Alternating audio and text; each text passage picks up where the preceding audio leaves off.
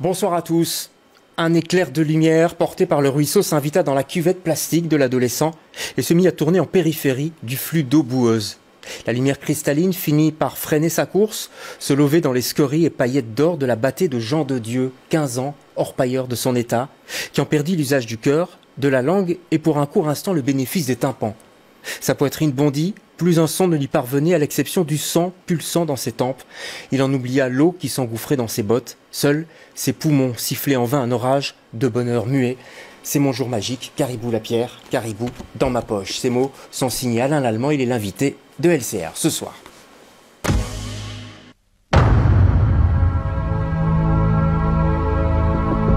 Elle a surgi des entrailles de la terre. Une pierre si rare que l'homme est prêt à tout pour se l'approprier.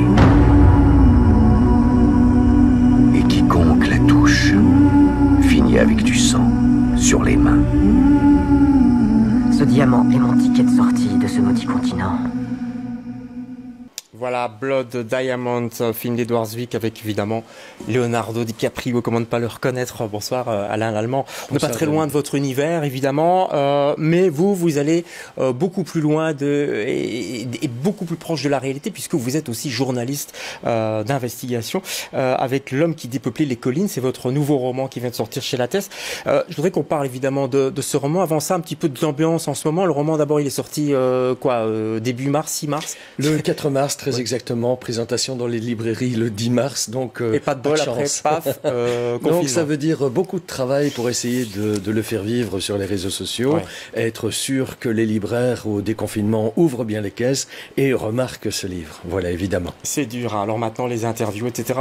Bon, les librairies ont rouvert, les bibliothèques aussi, donc c'est peut-être le moment de faire une séance de rattrapage. Moi j'ai une autre question aussi, ça m'intéresserait de savoir comment le journaliste attentif que vous êtes voit le monde aujourd'hui. Je pense particulièrement aux États-Unis. Il se passe énormément d'événements après l'assassinat de George Floyd, la réaction des autorités américaines, de Trump, etc. On a l'impression que c'est un petit peu une sorte de chaos. Il y a quelque chose aussi presque de fictionnel là.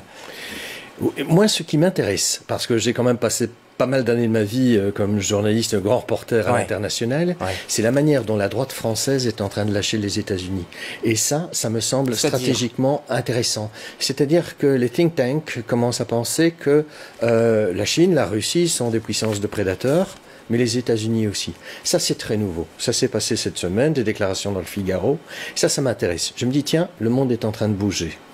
Alors, il bouge très vite, parce qu'il y a le Covid, on ne va pas encore en parler, on en a beaucoup parlé dans beaucoup d'émissions, mais comment, quand on est journaliste, comment ne pas s'emballer devant tant d'infos, une info qui va très très vite justement, et qui parfois est un peu spectaculaire tout de même, il faut le dire. Je pense que vous devez prendre la distance, la longueur de temps. Moi, je ne pense pas qu'il y aura un après-Covid qui soit très différent de l'avant. Non, le monde d'avant, le monde d'après, vous ne croyez pas? Non, parce que j'ai couvert par exemple l'épidémie de peste en Inde, qui était une hécatombe dans le Gujarat. Il faudra qu'on m'explique ce que ça a changé à l'autre bout du monde.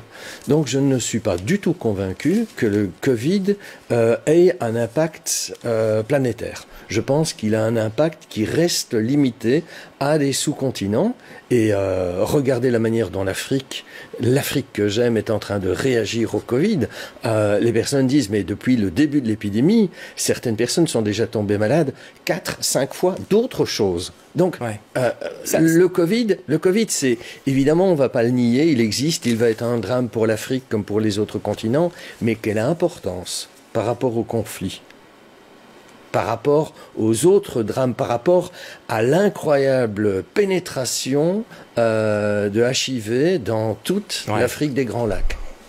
Alors l'Afrique des Grands Lacs, justement, on va en parler, ça, votre roman se passe dans ce coin-là. Et encore, je dirais qu'il y a plus ou moins 3 histoires, mais ça démarre, je lisais le début, un extrait du début du livre, c'est un petit garçon, un orpailleur, il y en a plein d'ailleurs, hein, des enfants. Oui, tout à fait, donc vous avez des enclaves d'orpailleurs pirates dans les mines d'or, dans les grandes concessions aurifères, parce que les grandes compagnies ont acheté les droits sur de tels territoires qu'ils ne savent pas tout exploiter en même temps, et par ailleurs, il y a des populations sur ce territoire, donc il faut qu'elles puissent vivre, il faut qu'elles puissent opérer un bénéfice. Et donc, moi j'ai développé une idée romanesque sur une base qui est absolument réelle. Les grandes sociétés minières tolère les orpailleurs pirates simplement parce que c'est la manière pour ces populations qui ont déjà subi les guerres de ne pas mourir. Donc il faut pouvoir les stabiliser, leur donner des revenus qui sont des revenus agricoles, mais il faut accepter aussi que ces petits orpailleurs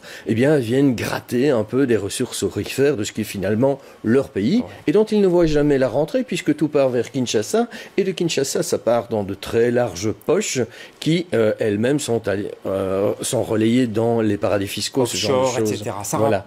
Alors justement, donc ça parle de ça aussi parce qu'il y a le point de vue de ce garçon. Puis en même temps, à Paris, il y a une réunion de journalistes chez Mediapart avec un leaks, comme on dit, qui est lâché, qui vient de Serbie. On va pas rentrer dans tous les détails, mais sur de la corruption effectivement Alors, en Afrique. C'est une fiction absolue. Moi, l'Africa Leaks, j'en ai rêvé pendant des années. Je ne l'ai jamais vu tomber. Vous les leaks, les différentes leaks. Tout à fait. Donc j'ai fait pendant 5-6 ans pour le soir. On a offert à nos lecteurs absolument tous les leaks de 2013 jusqu'à 2018. Football, on en a raté aucun. Donc on s'est vraiment épuisé et de temps en temps on a vu des bribes qui venaient d'Afrique. C'est vrai.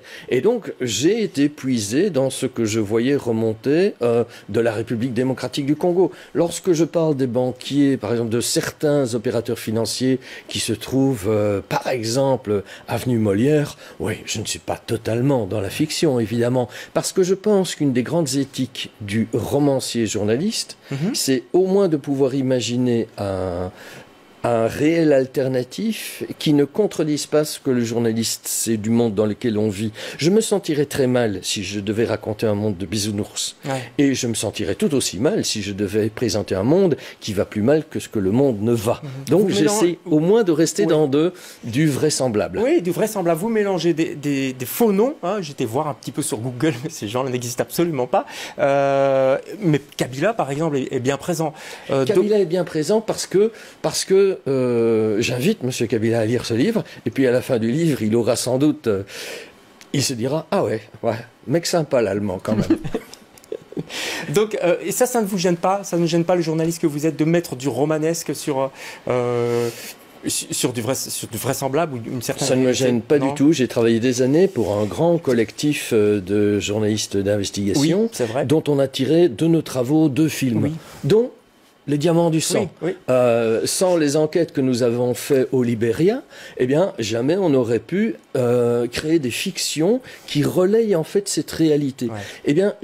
Je me suis rendu compte, moi, en couvrant les guerres, qu'il était impossible de faire passer toute une série d'informations juste dans les colonnes d'un quotidien. Et c'est là que je vais trouver mon inspiration en tant que romancier, c'est me dire, il y a une partie du réel que je ne peux transmettre que par la fiction. Alain, l'allemand, ça montre aussi, la fiction, elle permet aussi de montrer la fragilité aussi de tout ça, parce que on est journaliste, on reçoit une fuite comme ça excitante, vous décrivez d'ailleurs très bien cette excitation des journalistes, on voit que c'est du vécu. Mais après, ça reste fragile. Est-ce que c'est une vraie fuite? Est-ce qu'il n'y a pas autre chose qui se cache derrière, etc. Et là, vous décrivez bien aussi les doutes qu'assaillent tous ces gens. Très sincèrement, est-ce que vous auriez cru qu'on pourrait faire un roman qui ait eu autant d'emballement sur la personne d'un journaliste? Non, c'est quelque chose qu'on aurait fait dans les années 70 ou 80. Après, le personnage du journaliste, il a absolument périmé. Et moi, je me suis rendu compte avec ces leaks qu'on était en train de se comporter, je traversais un réel, ma réalité quotidienne de journaliste au quotidien le soir, qui était absolument romanesque. Et je me suis dit, mais Alain, le voilà le sujet de ton prochain roman. Le journaliste, au moins ce genre de journaliste-là, cadre très bien avec une fiction qui va nous emballer, qui va nous faire voyager à l'autre bout du monde. Et parce que vous savez que dans tous mes romans, David, j'essaie de mêler le très proche et le très lointain, je me suis dit, ok, je vais mélanger les orpailleurs là-bas tout au fond du Congo et les révélations qui se passent ici à Molenbeek ou à Paris. Ouais. Ou en Serbie aussi, il faut découvrir le livre pour... Un mot très brièvement, on n'a plus beaucoup de temps malheureusement, mais un des thèmes aussi du livre, c'est le commerce des enfants, tout ce trafic d'enfants. Je ne sais pas combien ça coûte un enfant en Afrique en dollars. 15 000. Donc ça, c'est un prix qui n'est pas du tout inventé. Et je trouvais dramatique de découvrir ces trafics d'enfants lors de la débâcle de Mobutu en 1997 et me rendre compte que chaque année, ou plutôt, pour être plus correct, tous les 3-4 ans, vous avez un scandale qui est toujours le même, où vous avez des enfants du Congo et du Burundi qui remontent vers l'Europe de l'Ouest, et on fait semblant de redécouvrir que oui, on trafique les identités d'enfants qui sont soumis à l'adoption. Et on promet aux parents que les enfants reviendront Voilà, à 18 ans. je suis à peine dans la fiction là. Ouais, là, malheureusement, ça rejoint une triste réalité. C'est l'homme qui dépeuplait les collines, c'est passionnant. Vous avez compris qu'on est entre la fiction et une réalité parfois difficile aussi. Une réflexion sur le métier de journaliste aussi, je trouve, qui m'a particulièrement touché. Très brièvement, votre coup de cœur, c'est un poche qui est sorti, c'est Zebraska, c'est Isabelle Barry, qui vient de sortir en poche, ressortir d'ailleurs. Il vient de ressortir chez J'ai lu. Alors moi, ce qui m'a absolument sidéré en redécouvrant ce livre, c'est qu'il situait dans les années 20 de ce siècle une grande bascule, le grand burn-out, un incident qui n'est pas très détaillé, mais qui a fait tout basculer. Et je me suis dit, tiens, il y a quelque chose là que nous sommes en train de vivre et qui va nous interpeller. Allez, passionnant également. Le vôtre, c'est chez Jean-Claude Lattès. Je ne l'ai pas cité, maison d'édition. Il faut, ça y est, il est sur les tables des libraires en principe. Et les librairies sont ouvertes. Vous n'avez pas d'excuses. L'homme qui dépeuplait les collines. Merci beaucoup, Alain Lallemand. Merci, David. On se retrouve demain, quant à nous, avec d'autres invités. Bonsoir.